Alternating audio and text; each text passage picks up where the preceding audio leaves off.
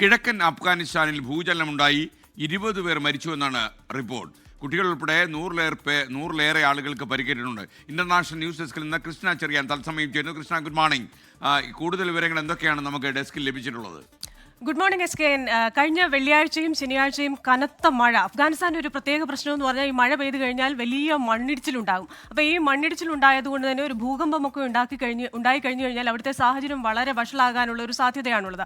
അതുതന്നെയാണ് ഇപ്പോഴും സംഭവിച്ചിരിക്കുന്നത്.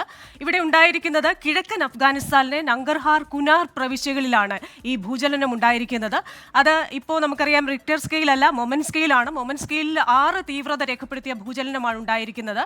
ഇത് കാബൂളിലെ ഏറ്റവും വലിയ നഗരങ്ങളിലൊന്നായ ജലാലാബാദിന് അടുത്ത് 200 കിലോമീറ്റർ ദൂരെയാണ് ഈ ഭൂചലനം ഉണ്ടായിരിക്കുന്നത്.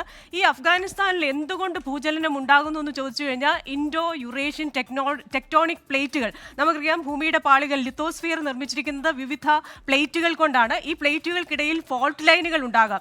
ഈ ഫോൾട്ട് ലൈനുകൾ ഉള്ള പ്രദേശത്തിന്റെ നേരെ മുകളിലാണ് ഈ അഫ്ഗാനിസ്ഥാൻ ഇരിക്കുന്നത്. അതുകൊണ്ട് തന്നെ അഫ്ഗാനിസ്ഥാനിൽ ഭൂചലന സാധ്യത കൂടുതലാണ്. 2022 ഉണ്ടായ ഭൂചലനത്തിൽ വലിയ നാശനഷ്ടങ്ങൾ അവിടെ ഉണ്ടായതായിട്ട് നമുക്കറിയാം. ഇനി നമ്മൾ ഈ ഭൂകമ്പത്തെക്കുറിച്ച് പറയുമ്പോൾ അവിടെ ഭൂമിയിൽ നിന്ന്, ഈ ലിത്തോസ്ഫിയറിൽ നിന്നും തൊട്ടു താഴെയാണ് ഭൂചലനം ഉണ്ടാകുന്നത്. ആഴം കൂടുതലാണെങ്കിൽ അത്രയധികം പ്രശ്നമുണ്ടാകില്ല. അതുകൊണ്ട് തന്നെയാണ് ഈ 6 തീവ്രതയൊക്കെയുള്ള ഭൂചലനത്തിൽ തന്നെ വലിയ നാശനഷ്ടങ്ങൾ ഉണ്ടാകുന്നത്. 20 പേർ മരിച്ചിട്ടുണ്ട്, 100-ലേറെ പേർ വിവിധ ആശുപത്രികളിൽ ചികിത്സയിലാണ്. ഒപ്പം തന്നെ നിരവധി വീടുകളാണ് ഈ മേഖലയിൽ തകർന്നിരിക്കുന്നത്.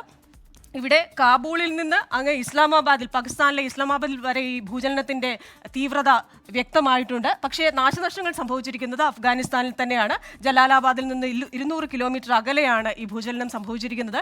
ഇനി നമ്മൾ ഈ അഫ്ഗാനിസ്ഥാനിൽ എന്തുകൊണ്ട് ഇത്രയും നാശനഷ്ടങ്ങൾ ഉണ്ടാകുന്നു എന്ന് ചോദിച്ചു കഴിഞ്ഞാൽ അവിടുത്തെ വീടുകൾ തടി, ചെളി, ഇഷ്ടിക, അതുപോലെ തന്നെ വളരെ ദുർബലമായ കോൺക്രീറ്റ് ഒക്കെ ഉപയോഗിച്ചുണ്ടാക്കുന്ന വീടുകളാണ്.